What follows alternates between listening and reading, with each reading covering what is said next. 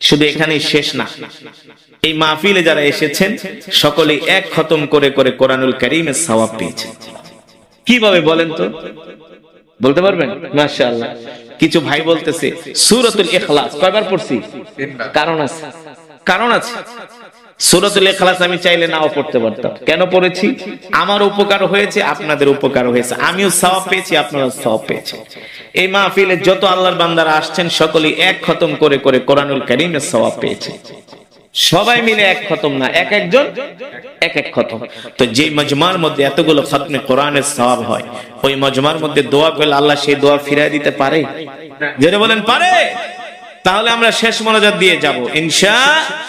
কেউ উঠাউঠি করবো না। যদি শিক্ষিত হয়ে থাকেন, ভদ্র হয়ে থাকেন, ভালো মুসলমান হয়ে থাকেন, ঈমানওয়ালা, তাইলে উঠাউঠি করবেন না। আর যদি আইছেন ওয়াজ শুনা ওই রাস্তার মুখে যে দুইটা বিড়ি টান দিবেন, আছে না? এতক্ষণ ওয়াজ শুনা হয়রান হয়ে গেছে, এখন একটু বিড়ি টাইন না শরীরটাকে ঠিক করি। এই বিড়ি টানবেন, ওয়াজ শুনবেন, কোনো লাভ হবে না। দইও খাইবেন, দুধও খাবেন, এটা হবে না। একটা খাইতে হবে, ঠিক কিনা বলেন? হ্যাঁ, ইনশাআল্লাহ আল্লাহ তাআলা আমাদেরকে শেষ মোনাজাত দিয়ে যাওয়ার তৌফিক দান করুন। আরো জোরে শুনে বলি আমিন। আল্লাহ রাব্বুল আলামিন কোরআনুল কারীমে সে কথাই বলছেন, এ দুনিয়ার মানুষ, তোমাদের সকলকে কবরে যেতে হবে।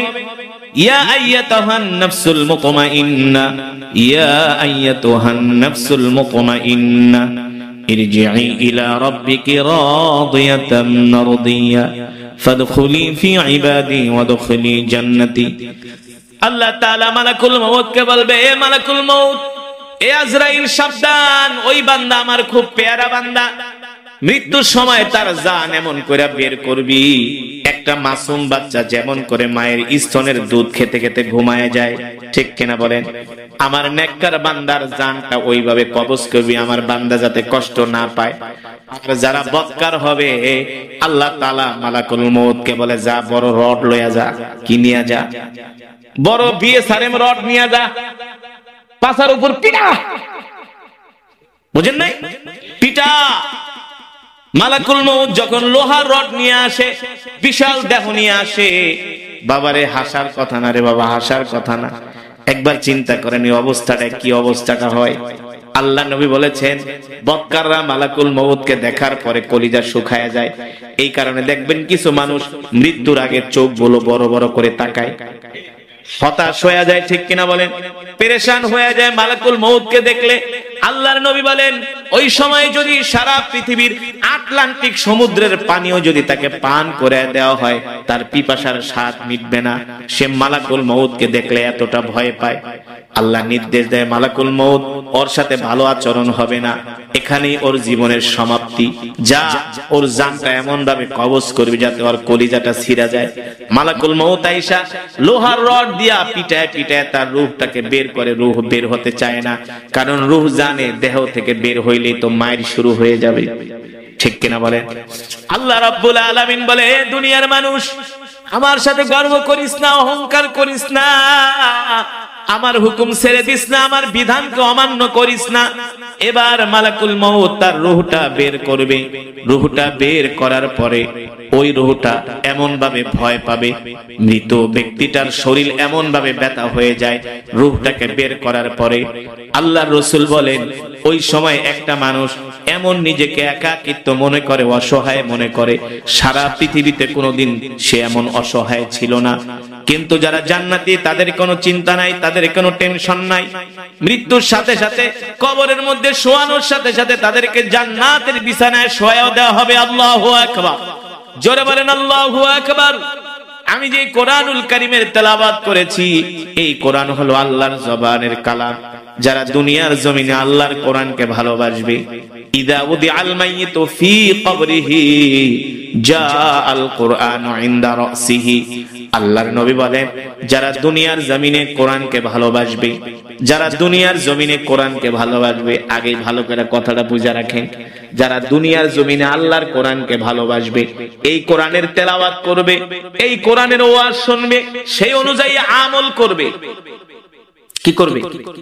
সেই অনুযায়ী আমল করবে, নিজের জিন্দেগিটা কোরআনের কথা অনুযায়ী সাজাবে, ঠিক কিনা বলেন? আল্লাহর নবী বলেন ইদা উদি আল মাইয়িতু ফি কবরিহি জাআল কুরআনু ইনদা রাসিহি, যে দুনিয়াতে আল্লাহর কোরআন অনুযায়ী নিজের জীবনকে পরিচালিত করবে, ওই লোক ওই ব্যক্তিটা ইন্তেকাল করার সাথে সাথে যখন তাকে গোসল করায়া কবরের দিকে নেওয়া হবে, আত্মীয় স্বজন গুলো কান্না করবে, বাবা বাবা বলে চিৎকার করবে, ভাই ভাই বলে চিৎকার করবে, দোস্ত দোস্ত বলে চিৎকার করবে। তখন একদল ফেরেশতা আসমান থেকে নেমে এসে বলে, শোনো, যে মারা গেছে তাকে নিয়ে তোমাদের কান্না করো না, তোমাদের নিজেদের চিন্তা নিজেরা করো, কারণ তার যতটুকুন হায়াত ছিল তার হায়াত শেষ, তার যতটুকুন রিজিক বরাদ্দ ছিল তার রিজিক শেষ। এই কারণে আল্লাহ তাকে দুনিয়া থেকে উঠায় নিছে, ঠিক কিনা বলে? এবার আল্লাহর নবীকে সাহাবায়ে কেরামরা প্রশ্ন করলেন, ওগো আল্লাহর নবী, তাহলে আমরা মালাকুল মউতের এই কথাগুলো কেন শুনি না, আমরা ফেরেশতাদের কথাগুলো কেন শুনি না? আল্লাহর নবী বলে, এ সাহাবীরা, তোমরা যদি ওই ফেরেশতাদের কথাগুলো শুনতা তাহলে তোমরা একজনও দুনিয়াদারি করতে পারতা না। দুনিয়ার ব্যবসা বাণিজ্য চাকরি বাকরি বাদ দিয়া সবাই কবরের চিন্তায় জঙ্গলে যায় বেশি বেশি ইবাদত করতা, ঠিক কিনা বলে? ও মুসলমান, আল্লাহ রাসূল সেই কথাই বলেন।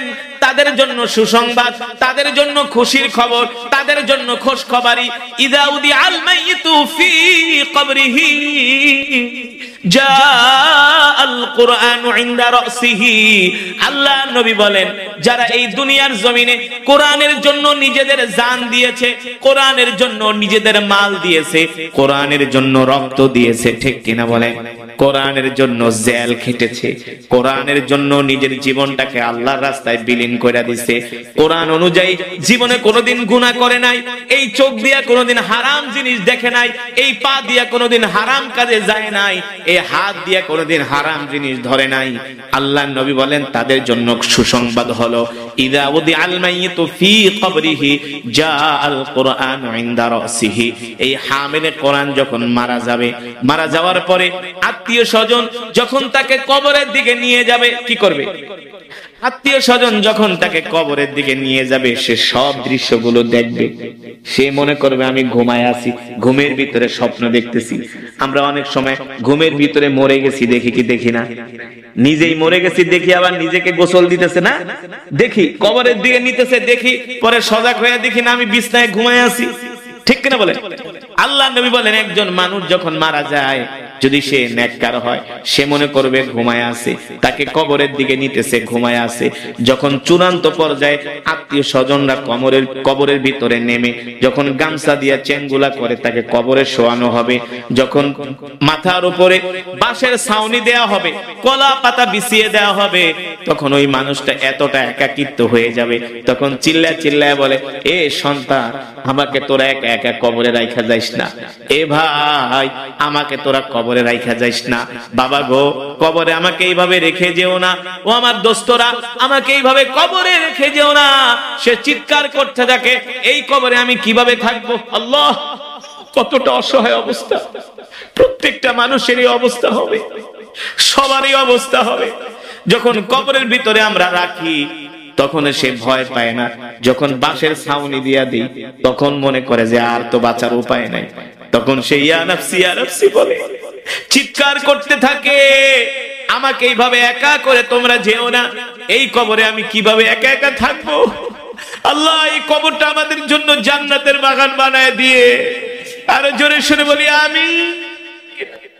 আল্লাহর নবী বলেন, যদি সে আল্লাহ ওয়ালা হয়, যদি সে কোরআনকে ভালোবাসে, কোরআনকে মহব্বত করে, তখন তার কোনো চিন্তা থাকবে না, তাকে কবরে শোয়ানোর সাথে সাথে আল্লাহর কোরআন তার কবরে এসে হাজির হয়ে যাবে।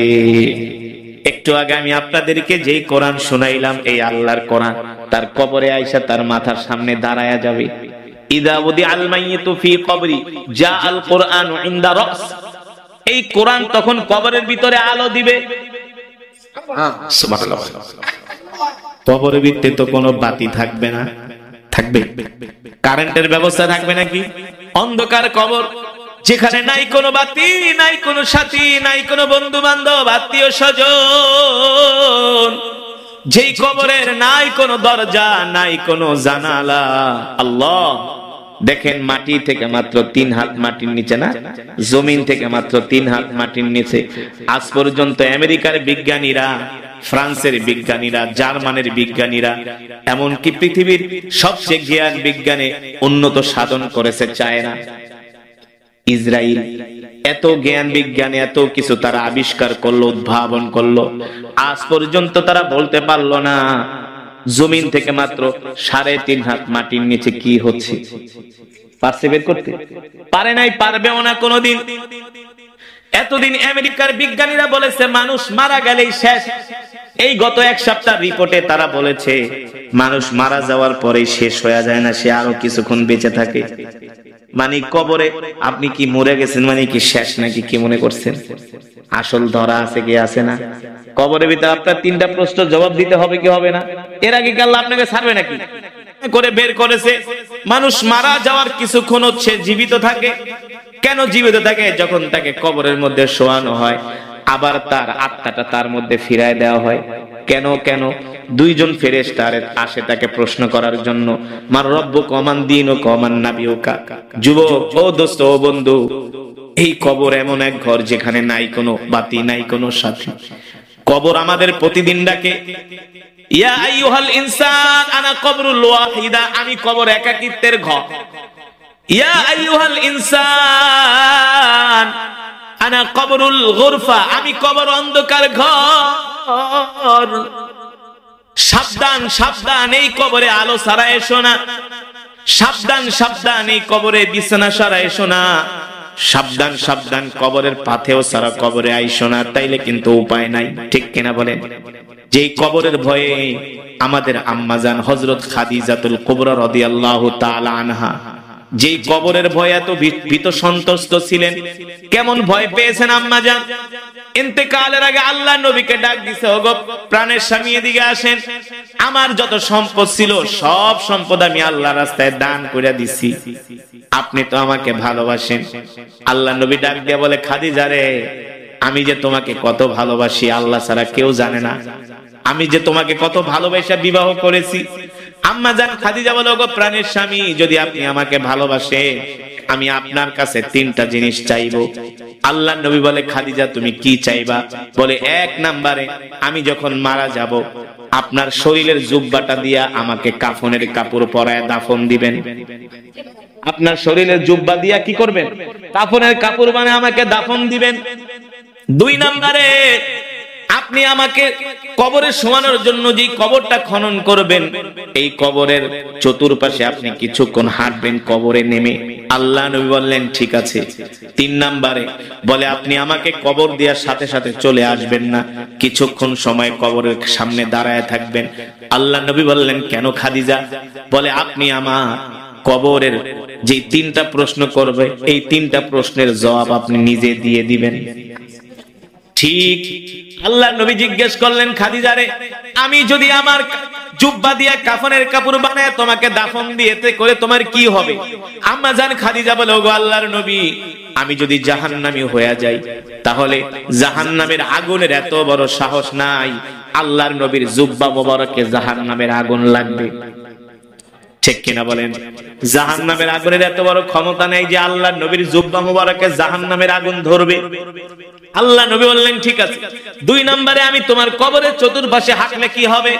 আম্মা জান বলে, যদি কবরে ধরা খায়া যায় তাহলে কবর তো এক পাশের মাটি আর এক পাশে যায় চাপ দিবে, তখন তো আমি শেষ হয়ে যাব।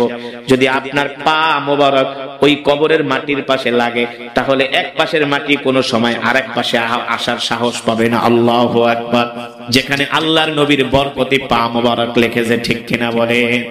ঠিক। আম্মা জান যেইভাবে বললেন, আল্লাহর নবী ইন্তেকালের পরে আম্মা জানকে সেইভাবেই দাফন করলেন। কিন্তু 3 নম্বরে আল্লাহর নবী যখন আম্মা জানকে কবরে শোয়ান, বারবার আম্মা জানের মাথা মুবারকটা আল্লাহর নবী পশ্চিম দিকে ফিরায় দেন। বারবার আল্লাহর নবীর মাথা মুবারকটা, আম্মা জানের মাথা মুবারকটা পশ্চিম দিকে ফিরায় দেন, কিবলার দিকে ফিরায় দেন। কিন্তু আম্মা জানের মাথা মুবারক কিবলার দিকে ফিরে না, বারবার আসমানের দিকে ঘুরে যায়। আল্লাহ নবী চিন্তায় পড়ে গেলেন, কি হলো?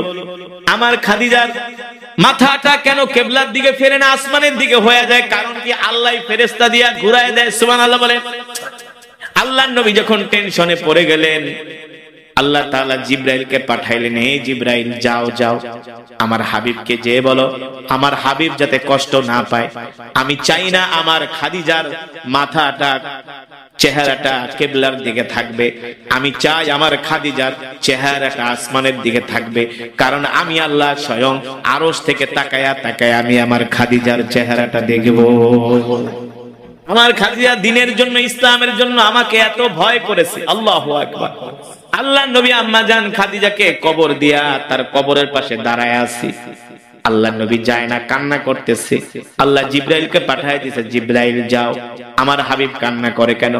জিবরাইল আয়েশা বলে, ও আল্লাহ নবী আপনি কান্না করেন কেন? আপনি বাড়িতে চলে যান। আল্লাহ নবী বলে, না না না, আমার খাদিজার কবরে দুইজন ফেরেশতা আসবে, আমি আমার খাদিজার পক্ষ থেকে তার সওয়ালের প্রশ্নটা আমি করে দিব। আল্লাহু আকবার। জিবরাইল বলে, আপনার দেওয়ার প্রয়োজন নাই, হযরত খাদিজার 3টা প্রশ্নের জবাব আল্লাহ নিজেই দিয়ে দিয়েছেন। জান্নাতি কনফার্ম, জান্নাত কনফার্ম হওয়া সত্ত্বেও আম্মা জান খাদিজা কবরকে কত ভয় করতেন, ঠিক না? কিন্তু আমরা সেই কবরের পাশ দিয়া যাই গান বাজাইতে বাজাইতে, আমরা সেই কবরের পাশ দিয়া যাই বিড়ি টানতে টানতে, ঠিক কিনা বলেন? আমরা মানুষকে কবর দেই কিন্তু আমরা কবরের কথা চিন্তা করি? কবরের কথা চিন্তা করি না। ওই কবর এমন একটা ঘর, আল্লাহর নবী বলেন যারা কোরআনকে ভালোবাসবে, মনে আছে নাকি?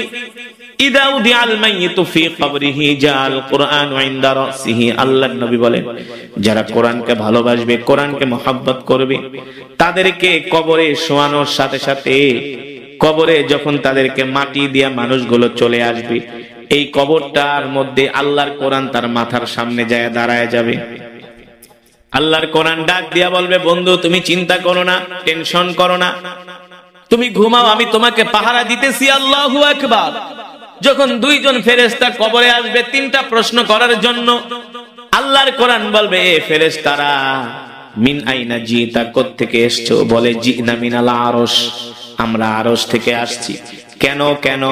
বলে এই ব্যক্তিকে আমরা 3টা প্রশ্ন করব। আল্লাহর কোরআন ডাক দিয়া বলবে, উখরুজ মিনাল কবর, কবর থেকে বের হয়ে যাও। ফেরেশতারা বলবে, এমন ধমক তো আমাদেরকে আজ পর্যন্ত কেউ দেওয়ার সাহস পায় নাই। কে আপনি, কে আপনি? আল্লাহর কোরআন বলবে, বের হতে বলেছি, যাও, গেট আউট, বের হয়ে যাও, গেট আউট। আল্লাহর কোরআন ধমক দিবে। তখন ফেরেশতারা ডাক দিয়া বলবে, আপনি আমাদেরকে ধমকাবেন না, আমরা আল্লাহর বিশেষ ফেরেশতা, আমাদের কাজ হলো প্রশ্ন করা। আল্লাহর কোরআন বলবে, আজকে তোমাদেরকে প্রশ্ন করতে দেওয়া যাবে। সুবহানাল্লাহ বলেন। আল্লাহর নবী রাহমাতুল লিল আলামিন বলেন, এক পর্যায়ে কোরআনের সাথে ফেরেশতাদের ঝগড়া লেগে যাবে। ফেরেশতারা তাদের ক্ষমতা দেখাবে। আল্লাহর কোরআন বলবে, থামো, আমি বলছি তার প্রশ্ন করা যাবে না। এবার এক পর্যায়ে ফেরেশতারা টিকতে পারবে না আল্লাহর কোরআনের সামনে। এবার ফেরেশতারা বলবে, ঠিক আছে ঠিক আছে, আপনি আপনার পরিচয়টা দেন, কি আপনার পরিচয়? এবার আল্লাহর কোরআন বলবে, শোনো, তোমরা আল্লাহর বিশেষ বাহিনী একদল ফেরেশতা, নিশ্চয়ই তোমাদের ক্ষমতা আছে, পাওয়ার আছে, কিন্তু আমার চাইতে তোমাদের পাওয়ার বেশি নাই। বলে কেন? বলে তোমরা হলে আল্লাহর ফেরেশতা আর আমি হলাম স্বয়ং আল্লাহর জবানের কালাম। আমি হলাম আল্লাহর জবানের কোরআন, জবানের কালাম। সুবহানাল্লাহ বলে। আপনারাই বলেন একজন প্রেসিডেন্টের পুলিশের ক্ষমতা বেশি নাকি প্রেসিডেন্টের জবানের কথার দাম বেশি? জোরে বলেন। এখন বর্তমানে বাংলাদেশের প্রেসিডেন্ট, প্রধানমন্ত্রী, উপদেষ্টা হলেন ইউনূস। ইউনূস চাইলে যেই কোনো পুলিশ অফিসারকে খাগড়াছড়ি থেকে বান্দরবান পাঠাইতে পারে। পারে কি পারে না? পারে কি পারে না? এখন যদি ইউনূসের সাথে কোনো পুলিশ টক্কর দেয়, সে পারবে কিনা? কারণ সে হলো ক্ষমতাধর, ঠিক কিনা বলে? আমার আল্লাহ তো এমন আল্লাহ, সারা পৃথিবীর মালিক আল্লাহ, একচ্ছত্র ক্ষমতার মালিক আল্লাহ, বিশাল সাম্রাজ্যের মালিক আল্লাহ। আমার আল্লাহ আল্লাহ হলেন রাজাদিরাজ। সারা পৃথিবীর শাসকদের ক্ষমতা শেষ হয়ে যাবে, আমার রবের ক্ষমতা কোনোদিন শেষ হবে? আমার রবের ক্ষমতা কোনোদিন শেষ হবে না। আল্লাহু আকবার। আল্লাহর কোরআন বলবে ফেরেশতারা কবর থেকে বের হয়ে যাও, তারা ভয়ে বের হয়ে যাবে। আল্লাহু আকবার। আল্লাহ তাআলা আরশের মাঠ কায়েম করবে, হাসরের মাঠ কায়েম করবে। মানুষগুলো ইয়া নাফসি বলবে।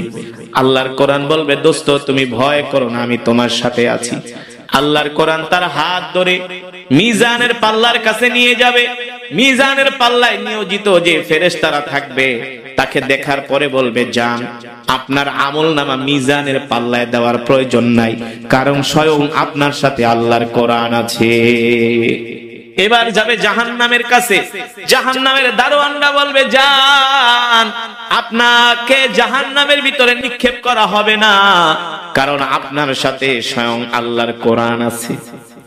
আল্লাহর কোরআন থাকলে আবার ফেরেশতারা কিছু বলার সাহস পাবে নাকি? জোরে বলেন। সাপোজ কথা, আপনি যত বড় অপরাধী হন, আপনার সাথে যদি দুইজন পুলিশ থাকে, এলাকার কোনো মানুষ আপনার দিকে তাকাবে নাকি? আর যদি সেনাবাহিনী থাকে, কবে বাবারে কি পাওয়ারওয়ালা লোক না, আপনাকে আরো সবাই দেখে ভয় পাবে, ঠিক কিনা বলেন?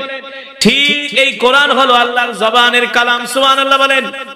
আল্লাহ তাআলা বলে যে এই কোরআনকে ভালোবাসে আমি আল্লাহ তাকে ভালোবাসি, যে কোরআনকে হেফাজত করে মুখস্থ করে আমি আল্লাহ তাকে ভালোবাসি, যেই কোরআন অনুযায়ী চলে আমি আল্লাহ তাকে ভালোবাসি। আল্লাহু আকবার। এবার আল্লাহর কোরআনকে দেখে জাহান্নামের ফেরেশতা বলবে যান, সোজা জান্নাতের দিকে যান। এখনো জান্নাতে যাওয়ার জন্য একটা ঘাটি বাকি আছে, সেটা হলো পুলসিরাত। পুলসিরাত এমন একটা পুল, 1000-এর মধ্যে 999 জন সিটকে জাহান্নামে পড়ে যাবে। সব মানুষগুলো ইয়া নাফসি বলবে, হায় রে কিভাবে এই জাহান্নামের পোল থেকে পার পাবো? তুমি ভয় পেও না, তোমার হাতটা আমার কাছে দাও।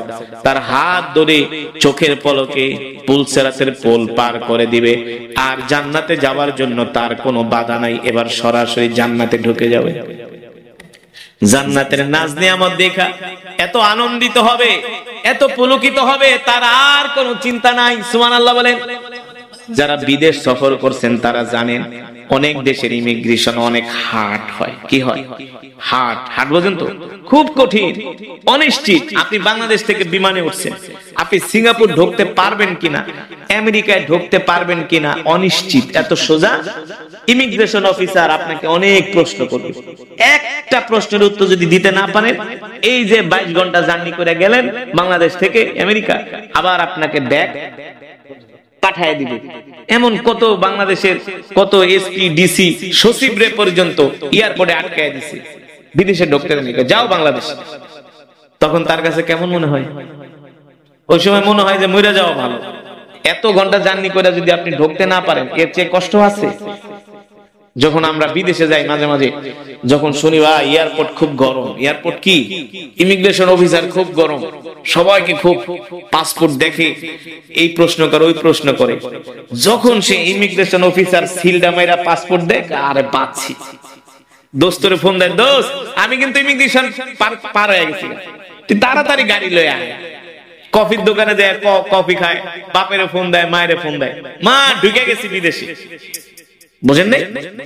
ঠিক একটা মানুষ জাহান্নামের ইমিগ্রেশন, মিজানের পাল্লার ইমিগ্রেশন, পুলসিরাতের ইমিগ্রেশন, তিনটা ইমিগ্রেশন। প্রথমটা হলো কবরের, কবর পার হয়ে গেছে, এবার যাবে মিজানের পাল্লার কাছে, পার হয়ে গেছে, এবার যাবে জাহান্নামে, পার হয়ে গেছে। শেষ ইমিগ্রেশন হলো, ঘাটি হলো পুলসিরাতের পুল। এইটা যখন পার হয়ে জান্নাতে ঢুকে দেখে নাজ নেয়ামত। বাংলাদেশ আর মালয়েশিয়া কিন্তু এক না। বাংলাদেশের চেয়ে মালয়েশিয়া 1000 লক্ষ গুণে সুন্দর। যখন আপনি মালয়েশিয়া ইমিগ্রেশন পার হয়ে লাল নীল বাতি দেখবেন, সুন্দর সুন্দর ফুলের বাগান আর বিল্ডিং দেখবেন, কেমন লাগবে? কেমন লাগবে? একটা সুন্দর দেশে আইছে রে, মনের মতো ঘুরবো, ঠিক কিনা বলে? ঠিক একটা মানুষ জান্নাতে যখন ঢুকবে, আল্লাহ এমন জান্নাত, সুবহানাল্লাহ বলেন। জান্নাত দেখা পাগল হয়ে যাবে, পাগল আত্মহারা হয়ে যাবে। ওই যে বললাম জান্নাতের কার্পেট গুলো হবে 1 হাত উঁচু, পাড়া দিবেন নিচের দিকে ডেবে যাবে। জান্নাতের ভিতরে থাকবে স্বর্ণের গাছ। রাস্তায় কোন সুবহানাল্লাহ। ইন্নালিল মুত্তাকিনা মাফাজা হাদাইকা ওয়া আনাবা ওয়া কাওয়াইবা আতরাবা ওয়া কাসান দিহাকা। সব আল্লাহর কোরআন, আমার বানানো কথা না। জান্নাতের ভিতরে দেখলেই ঢুকবেন, ঢুকলেই দেখবেন আঙ্গুরের বাগান। কিসের বাগান? কিসের বাগান? আরো বলেন কিসের বাগান? হাদাইকা ওয়া আনাবা, ফুলের বাগান, ঠিক কিনা বলেন? ওয়াকাওয়াইবা আতরাবা, জান্নাতে ঢুকেই দেখবেন সুন্দর সুন্দর রমণীরা দাঁড়ায় আছে। কি কি সুন্দর সুন্দর রমণী হুরেরা দাঁড়ায় আছে। তাদের চেহারা এমন সুন্দর, কেমন সুন্দর বলবো? কেমন সুন্দর হবে হুর বলবো? যাদেরকে কোনোদিন দুনিয়ার চোখ দেখে নাই। হুরদের শরীর হবে এমন নরম, কেমন নরম, ডিম ভাঙলে ডিমের কুসুমটা ধরছেন কোনোদিন হাত দিয়া?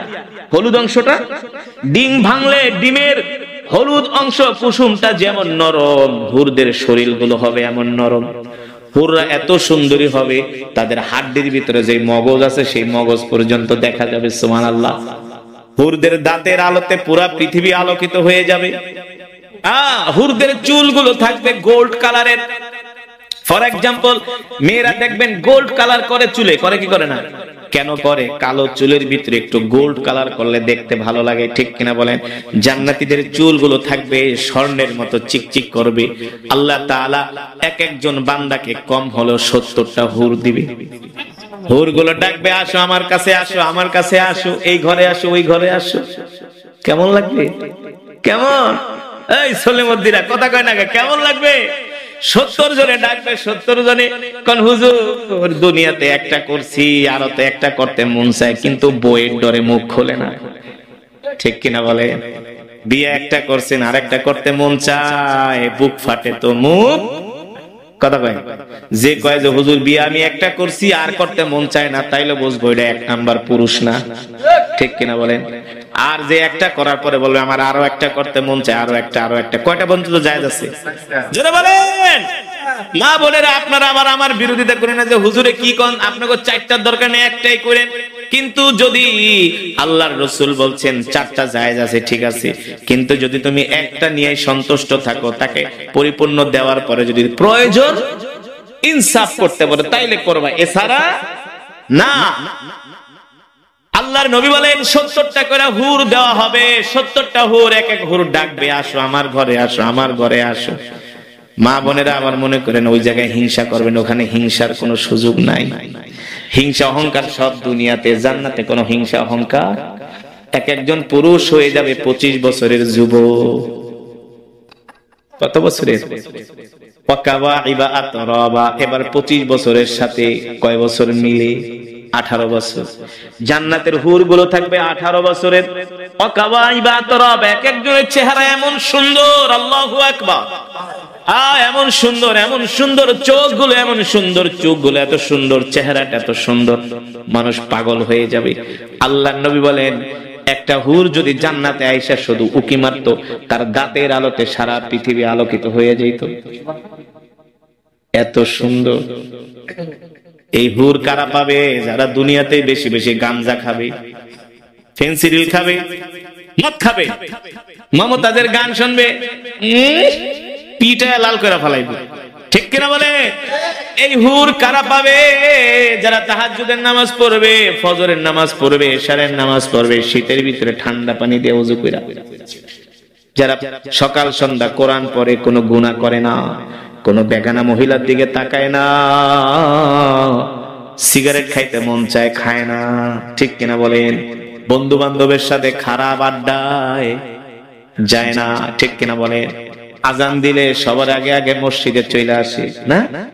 আর যারা গাঞ্জার পোটলা নিয়ে দূরে, গাঞ্জটিরা তো দুনিয়াও বরবাদ, আখিরাতও বরবাদ। গাঞ্জা বানাইতে বানাইতে আঙ্গুল কাটলি, কথা কেন? এই গাঞ্জট, ফেন্সিডিল খররা, ইয়াবা খররা, হারাম খররা, শুনে রাখ, তোকে দুনিয়াও শেষ। খাসিরাত দুনিয়া ওয়াল আখিরাত।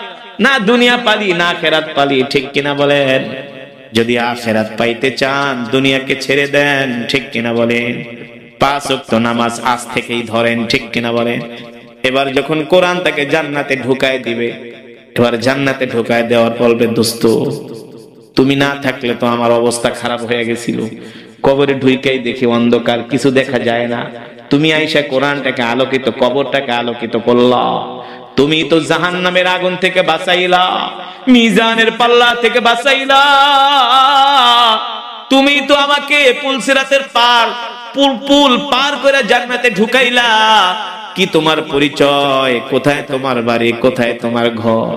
এবার আল্লাহর কোরআন ডাক দিয়া বলবে, দোস্ত মনে আছে নাকি ওই যে একজন কারি সাহেব আসছিল কুতুবপুরের ওয়াজি, কোরআনের তেলাওয়াত শুনে দৌড়ায় দৌড়ায় কোরআনের মাহফিলে গেছিলা, বৈশা বৈশা কোরআন শুনছিলা, চোখ দিয়া পানি ঝরছিল, আর মনে মনে তওবা করছো আর কোনোদিন গুনাহ করবা না। সেই দিন থেকে তুমি হেদায়েত প্রাপ্ত হয়ে গেছো। সেই দিন থেকে আর কোনোদিন নামাজ ছেড়ে দাও নাই, রোজা ছেড়ে দাও নাই, কোরআন ছেড়ে দাও নাই, জিকির ছেড়ে দাও নাই, এই চোখ দিয়া কোনোদিন হারাম জিনিস দেখো নাই, একটা আদনা থেকে আদনা গুনাহ করো নাই। ও বন্ধু, সকাল সন্ধ্যা তুমি আমাকে তেলাওয়াত করতা, হাফেজ সাহেবদের পিছনে রমজানে দাঁড়ায় দাঁড়ায় কোরআন শুনতা। এই দুনিয়াতে তোমার অনেক খারাপ কাজ করতে মনে চেয়েছে, আল্লাহর কোরআনের ভয়ে করো নাই, আল্লাহর ভয়ে করো নাই। আজকে আমি কোরআন, তুমি দুনিয়াতে আমাকে ভালোবাসছো, তুমি আমাকে ভালোবাসছো দেখে আজকে কবরে আমি তোমাকে ভালোবেসে জান্নাত পর্যন্ত পৌঁছে দিয়ে গেলাম। থাকো, কি করো, থাকো। মাঝে মাঝে আমরা বিদেশ যাই, গেলে নতুন দেশে গেলে এয়ারপোর্ট থেকে কিছুই চিনি না, নতুন দেশ না, কিচ্ছু চিনি না। যখন একটা বাংলাদেশি পাই, আইসা হুজুর আসসালামু আলাইকুম, ভালো আছেন? হুজুর দেশে থেকে আসছেন? হ্যাঁ। হুজুর কয়দিন থাকবেন? কই যাবেন? কই ভাই কিছু চিনি না, এই যে এই ঠিকানায় যাবো। তখন বাংলাদেশি পাইলে হুজুর চলেন হোটেলে আপনার আগে খাওয়াই। কি করি? খাওয়াই।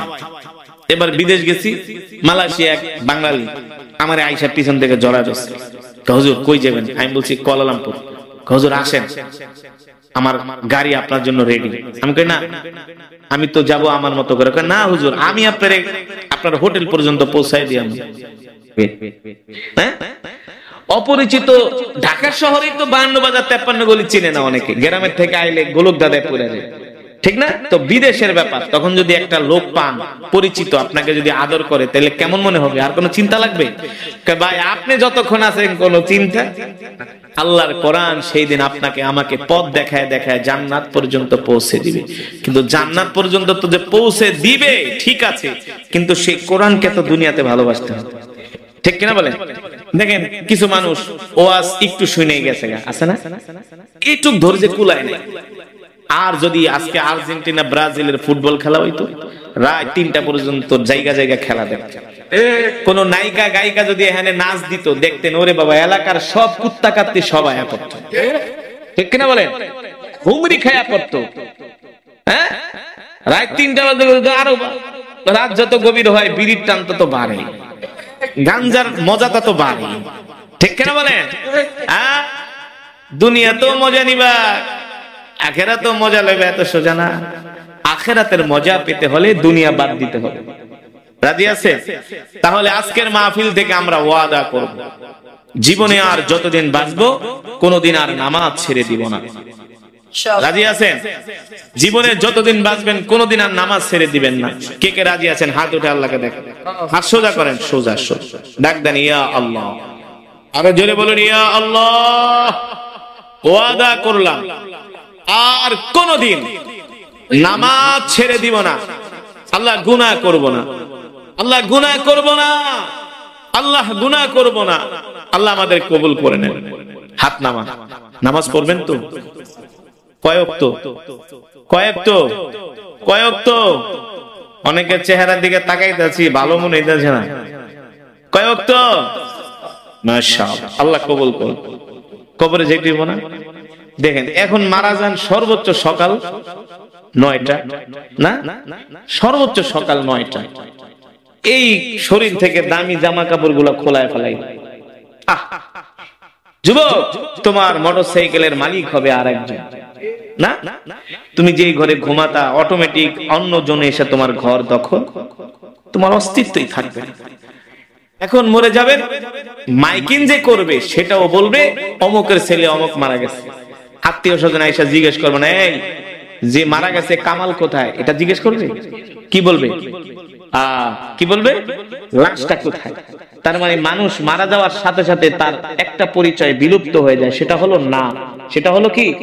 ইসিম, তার নাম। আল্লাহ রাসূল বলেন মানুষ মৃত্যুর সাথে সাথে তার নাম বিলুপ্ত হয়ে যায়, তার নাম আর কেউ। সুতরাং এই দুনিয়া একটা ধোঁকা। এই দুনিয়া কি? কে বলছেন? আল্লাহ তাআলা। যুবক, 5টা ওয়াক্ত নামাজ পড়ো, আল্লাহর হুকুম মানো, দাড়িটা রাখো, দেখবা কি মজা লাগে। শান্তি শান্তি, ঠিক কিনা বলেন? শান্তি। আল্লাহ তাআলা আমাদের সকলকে আল্লাহ তাআলার হুকুম মানার 5 ওয়াক্ত নামাজ পড়ার তৌফিক দান করুন।